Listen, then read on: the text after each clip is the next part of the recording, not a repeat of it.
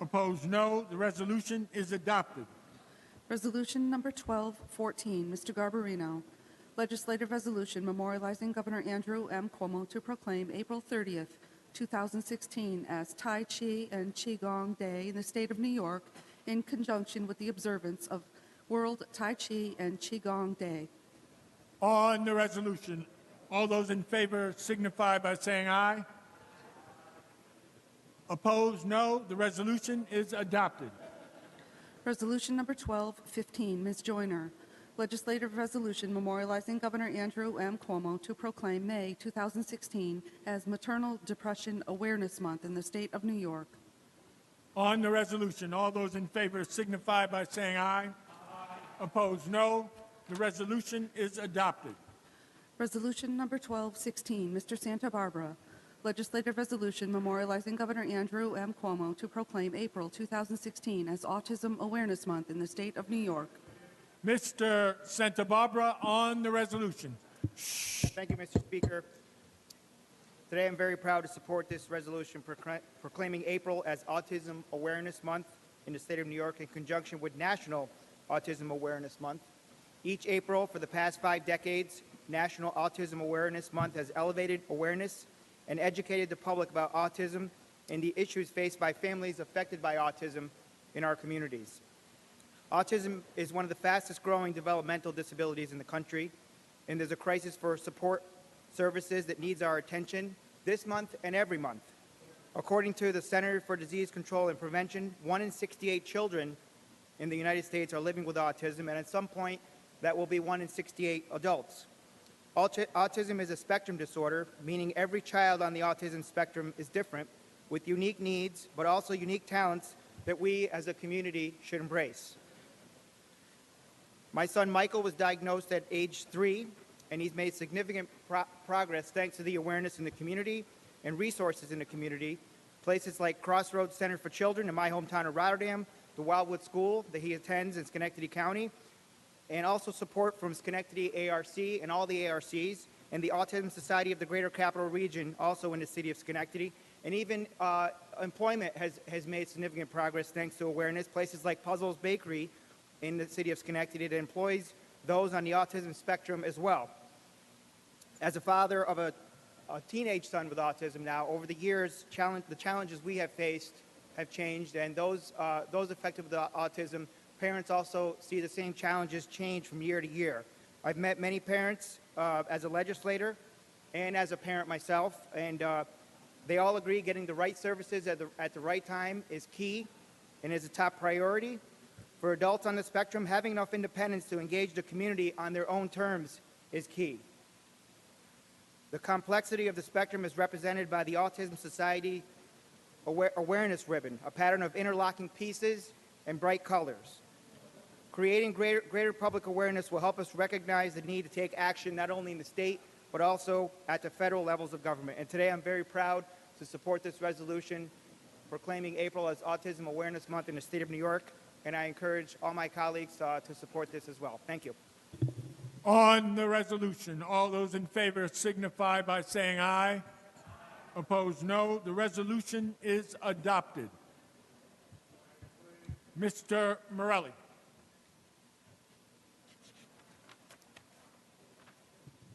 Yes, Mr. Speaker, thank you. I'd like to call up the following 2 bills. The first I want to take up is calendar number 319 on page 30 by Mr. McGee, and follow that with calendar number 97 on page 13 by Mr. Weprin. Clerk will read. Assembly 7844A, calendar 319, Mr. McGee, an act to amend the state finance law. On a motion by Mr. McGee, the Senate bill is before the House. The Senate bill is advanced. Read the last section. This act shall take effect immediately. The clerk will record the vote.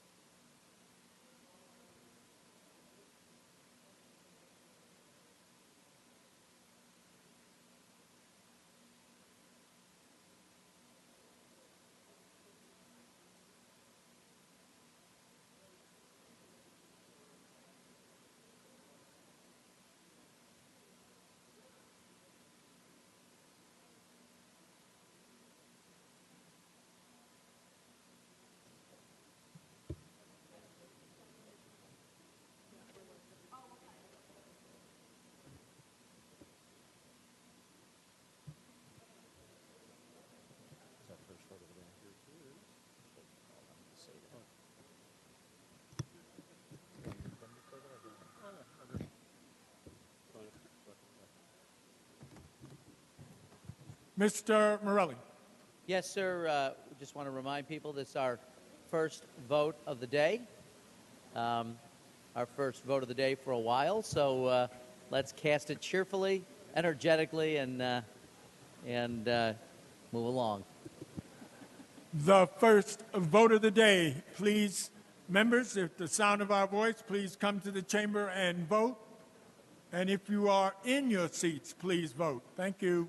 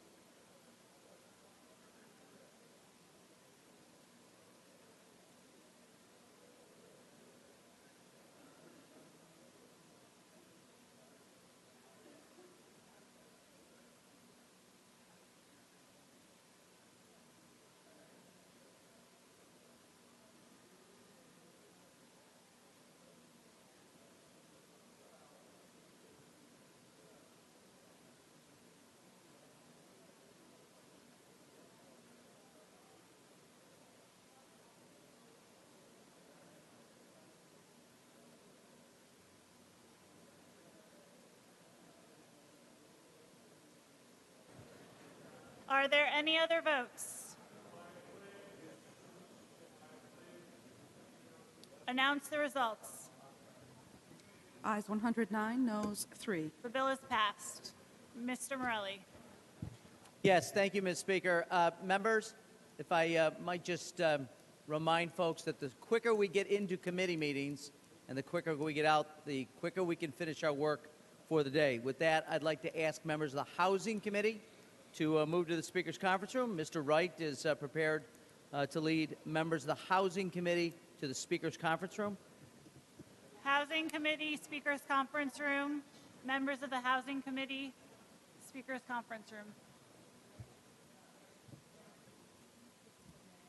Mr. Morelli. Yes, thank you, Ms. Speaker, for the opportunity to briefly interrupt for a very special introduction. On behalf of Mr. Simbrowitz, who I believe is at the back of the chamber, as he is supposed to be, we have a group of about 10 individuals from the Windmill Montessori School, which is located at 1317 Avenue T in Brooklyn, in the heart of Mr. Simbrowitz's district, and we're delighted to have these young people here.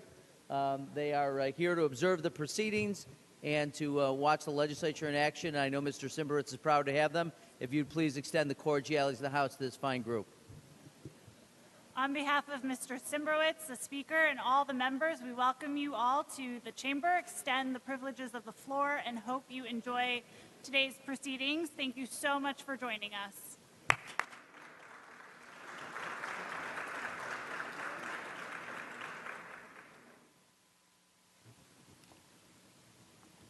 Assembly 2049, Calendar 97, Mr. Weprin, an act to amend the executive law. Read the last section. This act shall take effect immediately. Clerk will record the vote.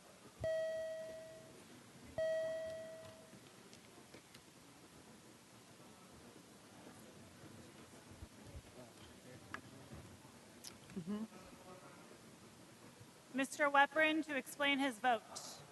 Thank you, Madam Speaker. This bill has come up the last few years and passed overwhelmingly in this House. I'm hoping it'll eventually pass over in the Senate as well. This bill came about due to a convert to Sikhism, Kevin Harrington, who was an operator, a train operator for the MTA, and had a beard and a turban, and actually operated the train, and actually was a hero during 9/11. During 9/11, he actually drove the E-train back and forth into the World Trade Center while it was on fire, and rescued people by driving the train backwards. He was very visible, being in the front of the train. What happened, unfortunately, was after 9/11, there were a number of people that complained that they saw a terrorist driving the train, and they thought that was a danger. Obviously, Mr. Harrington was a hero, not a terrorist. He happened to have a beard and a turban and had a resemblance to Osama bin Laden in that case. But unfortunately, many members of the Sikh community have been discriminated against because of that physical appearance. And this bill would prohibit, particularly in uniform agencies in the state, discrimination based on religious garb. I withdraw my request and proudly vote in the affirmative. Mr. Weprin in the affirmative.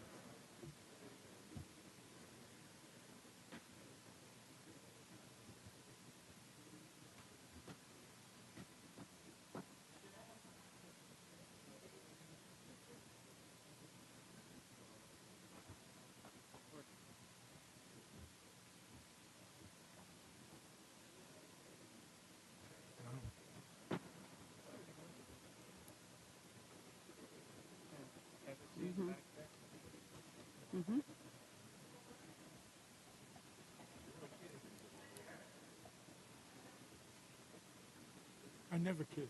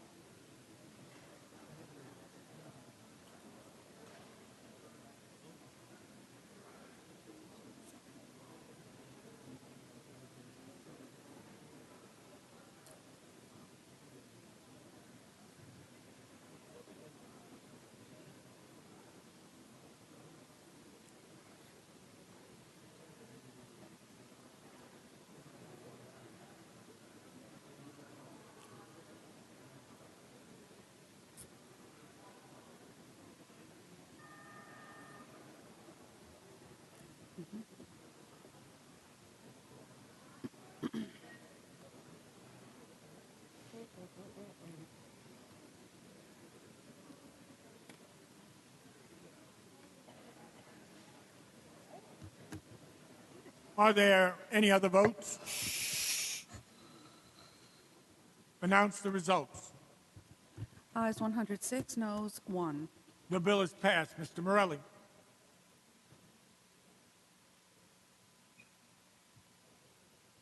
Yes, thank you, Mr. Speaker. Colleagues, we are now going to take up a rather long list of bills that comprise our crime victims package. Let me give you the first two bill numbers that we'll take in this order to begin. We'll begin with calendar number 48 on page 10 of the main calendar by Mr. Ortiz, and follow that with calendar number 487 on page 47 by Ms. Paulin. Clerk will read.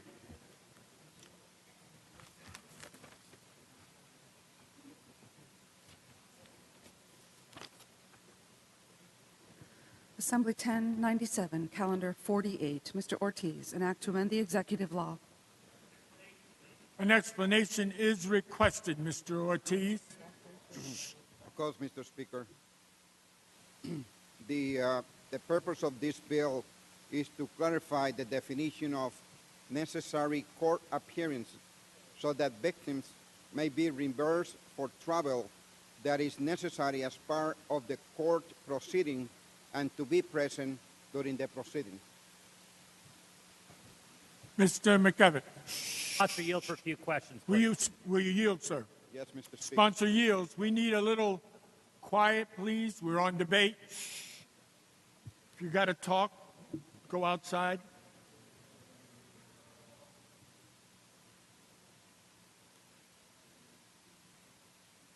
Proceed. I know we've discussed this bill in the past. I think one thing to note that we have passed this bill on numerous occasions, but in 2009, this bill actually went to Governor Patterson's desk, and he vetoed it at that time. I think he at that point was concerned whether there could be some increased costs from this bill. I'm wondering whether there have been any revisions to this bill since the governor made his veto. Absolutely, absolutely. We, according to our Ways and Means staff, there is ample funding to reimburse crimes victims for their appearance. And the Criminal Justice Improvement Fund supports the state chair of the Office of Victim Services, a grant-making activity, and the fund is projected to start this year with a balance of $16.2 million and close the year with a balance of $16.3 million. So according to Ways and Means, we do have some revenues that can be used for the purpose of the appearance. I think what many of our members have an issue with is just the definition of necessary court appearances under the bill and the way that necessary court appearances are defined under lines 19 through 23 on the first page is that shall include but not be limited to any part of trial from arraignment through sentence, pre- and post-trial hearings, grand jury hearings, and meetings with a member of the State Board of Parole. And I think what the concern is that's a very broad definition of the proceedings as what this bill considers to be a necessary proceeding for a crime victim to attend. I'll give you a couple of examples. Grand jury proceedings, for the most part, are private. So a crime victim can go there, but they will see the door of the room and not see anything further of it. And many times there are a lot of pretrial hearings. Many times there may just be plea bargain negotiations whereby you sit in the courtroom, nothing is happening to any members of the public, and then when it's done, the court then adjourns it to the next date. So I think there's concerns. I think there may be a request to maybe tighten that language a little bit on necessary court appearances. Certainly if a victim, you want to make sure they're compensated, but you don't want necessarily for them to go and take a day off from work or spend a lot of time then thinking that it's necessary when in reality there's nothing for them to participate in, and at the end of the day not be fruitful for them to be at those proceedings where they really are needed. Just a concern that we have. Well, I hear your concern. We will entertain your concern and we will analyze it as we speak. But at this point, the appearances of this individual to be there is necessary. Even if they have to sit around when we get called for jury duty, as I have been. Yeah. They have put me to wait for 2-3 days in the room. I don't know if they know that I'm an assembly member or not, but therefore they have do that to me. So I think it is important not to discourage people, just to encourage people to participate and be part of the democratic process of the justice system. If they knew you were an assembly member, you'd be waiting for 4 or 5 weeks, You never know. not 2 or 3 days. You never know. Yes, thank you. Thank you.